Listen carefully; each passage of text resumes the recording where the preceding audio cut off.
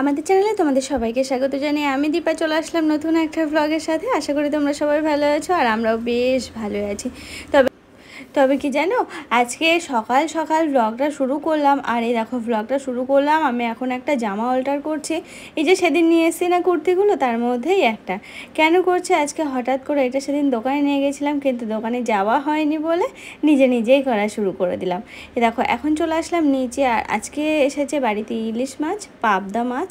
তো কোনটাই কি রান্না হবে না হবে সেটাই আর কি আলোচনা হচ্ছে আমার আর মায়ের মধ্যে। তো আমি বললাম তাহলে ইলিশটাই হোক, পাবদাটা না হয় কালকে হবে। তো দেখা যাক এখন কি হয় না হয়। দেখো মাছের সাথে আমাদের বেড়ালগুলো তো ফ্রি, মানে মাছ কাটা হলে ওদের আর কে দেখে। যদিও বাবা বাজার থেকে ওদের জন্য আলাদা মাছ নিয়ে আসে। আর এই দেখো আজকের ভিডিওর মেইন চমক হচ্ছে আমার মা এসেছে আমাদের বাড়িতে। এটা আমি জানতাম যে আজকে আসবে, প্লাস আমাদের একটা প্ল্যানও আছে, আমরা একটা জায়গায় যাব ঘুরতে। তো কোথায় যাব না যাব সবটা তোমাদেরকে জানাবো। এ দেখো এখন আমি একটু তাড়াহুড়ো করে রেডি হয়ে নিচ্ছি, রেডি হয়ে তারপরে নিচে গিয়ে মাকে রেডি করব। তো চলো আগে আমি সাজুগুজু করে নিই, তারপরে না হয় অন্যান্য কাজগুলো। আর মোটামুটি ব্যাগটাগ আমার গোছানো হয়েই গেছে আর রেডিও হলাম খুব তাড়াতাড়ি। নিচে কাজকর্ম সেরে এসে তাড়াহুড়ো করে একটু গায়ে জল ঢেলে নিয়েছি, একটু স্নান করার মতো আর কি। মাথাটা ভেজাইনি, চুলগুলো আর ভেজাইনি। তো ওই আর কি যে এখন স্নান করব, আবার এসে তো স্নান করতেই হবে। যদি আস্তে আস্তে কটা বাজবে কোনো ঠিক নেই, কারণ আমরা আজকে যাচ্ছি, আমি যাব, আমার মা যাবে, আমার শাশুড়ি মা যাবে, মানে আমরা তিনজন মিলে আজকে বেরোবো। তো কোথায় যাচ্ছি না যাচ্ছি আশা করি তোমাদের ভালো লাগবে, দেখতে থাকো। আর দেখো অটো চলে এসেছে। আমাদের প্রথমে প্ল্যান ছিল যে আমরা স্কুটিতে বাইকে করে যাব, তারপর মা বললো না অটো করো।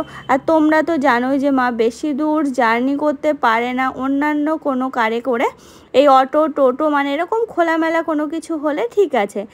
তো মা এমনকি এখান থেকে 1-1.5 ঘন্টার রাস্তা, 1-1.5 ঘন্টা না 2-2.5 ঘন্টার রাস্তা বনগা, সেখানে পর্যন্ত অটোতে করে যায়। তো চলো ওই সমস্ত কথা বাদ দিয়ে আমরা কিন্তু ঠাকুরের নাম করে বেরিয়ে পড়লাম। আর এই দেখো বেরিয়ে এই রাস্তাটা এত সুন্দর লাগছে, তো মনে হলো তোমাদেরকে একটু শেয়ার করি। চলো সামনে আরও সুন্দর আছে।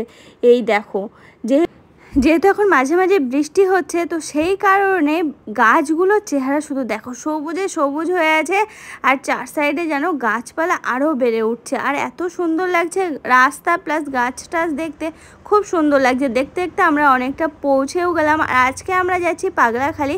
তোমাদেরকে কটা দিন আগে আমি দেখিয়েছিলাম পাগলাখালি, আমি অর্পণ গেছিলাম। আর জানো তো আজকে হাজরাপুর থেকে মা আসলো মেনলি পাগলাখালি যাওয়ার জন্য, কারণ মা অনেক বছর আগে একটা মানত করেছিল। তো সেটার জন্য আর কি মায়ের আশা। মা অনেক দিন থেকে বলছে যাব করতে করতে এই হলো সময়।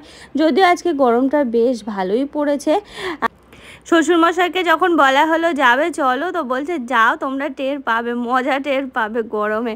তবে কি জানো, এখানে আসার পরে না এই যে সাইডে যে জল রয়েছে, এই জলের এখান থেকে প্লাস এমনি একটু মাঠের মধ্যে, তো এটা সুন্দর হাওয়া জানো। তবে আজকে আস্তে আস্তে আর সমস্ত অটোওয়ালারা বলছিল আজকে নাকি সাংঘাতিক ভিড় হচ্ছে। তবে দেখো আমরা তো পৌঁছেও গেলাম, ঢুকতে ঢুকতে বুঝতে পারছি হ্যাঁ সত্যি আজকে সাংঘাতিক পরিমাণে ভিড় হয়েছে। এখানে বৃহস্পতিবার আর সোমবার বিশেষ করে এই রকম ভিড় হয়, সাংঘাতিক পরিমাণে ভিড়। আগে কতটা হতো আমি জানি না, তবে আমি যে কবার আসছি সে কবারই দেখছি অনেক দূর দূর থেকে মানুষজন আসে। তো এই দেখো মা এখন পূজা দেবে। আর আমাদেরও না আজকে পূজা দেওয়ার কথা ছিল, কিন্তু কি বলো তো সকালবেলা আমার একটা খবর আসে, তবে আমরা আর পূজা দিতে পারলাম না। আমি আর মা এখন বাইরে দাঁড়িয়ে থাকবো, আর আমার মা ভিতরে গিয়ে পূজা দিয়ে আসবে। আর সাংঘাতিক গরমও পড়েছে, আমারই কেমন যেন লাগছে যে মাকে একা ছাড়বো ভিতরে। তো মাকে বললাম তাহলে এখান থেকে সব কিছু নিয়ে তাহলে আমি ব্যাগ ট্যাগগুলো ধরছি, তুমি তাহলে যাও ভিতরে, আমরা এই জায়গায় দাঁড়িয়ে থাকছি, যেহেতু মোবাইল টোবাইল আমার কাছেই রয়েছে। তো বললাম যে আমরা তাহলে এখানে দাঁড়াচ্ছি, তুমি যাও পূজা দিয়ে। আর তোমার যে মানত করা আছে আসলে সেটা মানে যে কারণে আসা, সেটা কমপ্লিট হলে তারপরে তুমি এসো।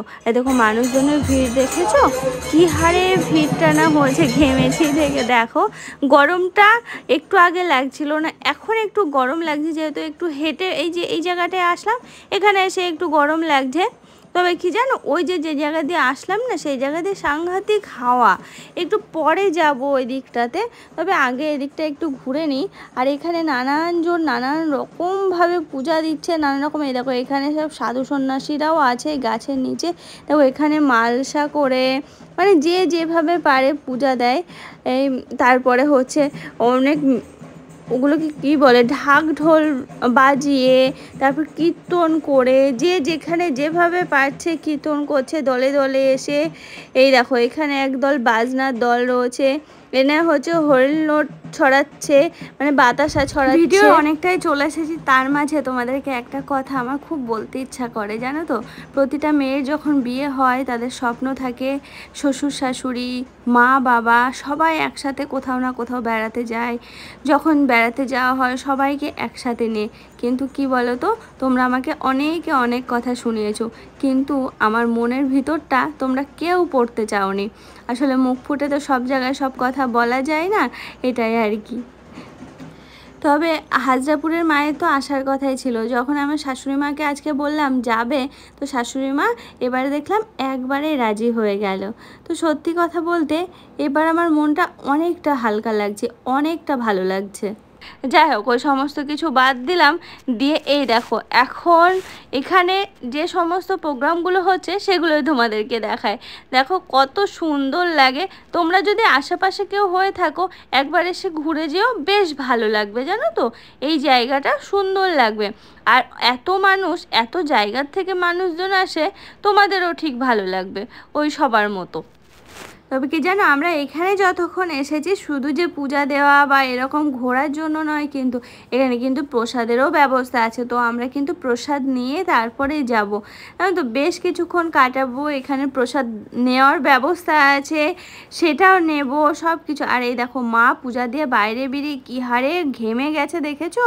তারপরে এখানে সব ব্যাগে ছিল জল, ঠান্ডা জল নিয়েছিলাম, সেটা বার করে সবাই এক জায়গায় দাঁড়িয়ে খেয়ে তারপরে আমরা এখান থেকে একটু আস্তে আস্তে অন্যদিকে যাব। আর এই দেখো এখানে মানে একদিনের মেলা, কিন্তু এই সকালবেলা বসে আবার সন্ধ্যার আগ দিয়ে সব গুটিয়ে নিয়ে চলে যায়। দেখো এখানে বেশ মেলার মতো বসেছে। তো মা বলল শুনুর জন্য একটা তো কোনো কিছু নিতেই হবে। তো আমি শুনুর কাকা হয়ে কি করে না দিয়েই বা পারি। তো সেই জন্য শুনুর জন্য একটা কোনো খেলনা খুঁজছে। এখন দেখা যায় কি পাওয়া যায়, সেটাই দেখে বেড়াচ্ছি। সেরকম পছন্দ কিছু হচ্ছে না, ওই আর কি আছে, যা আছে শুনুর মোটামুটি সব কিছুই আছে। তো সেই সমস্ত কিছুর মধ্যে থেকে একটা নিয়েই দেখো এখানে খিচুড়ির ব্যবস্থা আছে, মানে খাওয়ার দাওয়ার ব্যবস্থা আছে প্রসাদের। তারপরে আমরা তিনজন মিলে এখানে বসে পড়লাম, আর আমরা ওয়েট করছি কখন আমাদের কাছে আসবে খাবার। থালা টালা প্লেট নিয়ে আমরা বসে পড়েছি। দেখো তিনজন কি সুন্দর করে বসেছি আমরা। আর শুধু যে আমরা তা নয়, প্রচুর মানুষ, পুরো এই জায়গাটা ভর্তি হলো।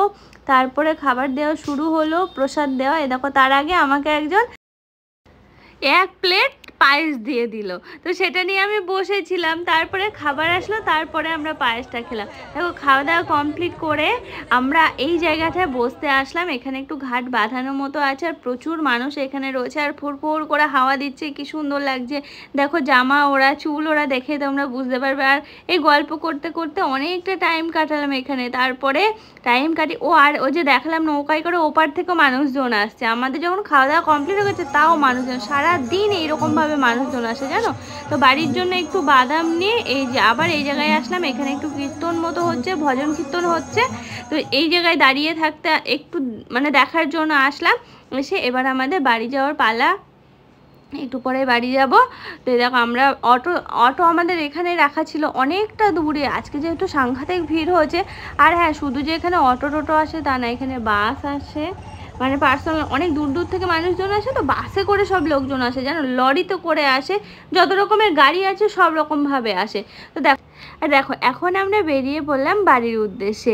আর রাস্তার দিকে একভাবে তাকিয়ে থাকতেই যেন অন্যরকম লাগছে, এত সুন্দর লাগছে তোমাদেরকে বলে বোঝাতে পারবো না। আমি বলছি তোমরা অবশ্যই একবার এসো, এই বর্ষার মধ্যে এসো, এদিকটা রাস্তা ভালো তো, ঠিক আছে।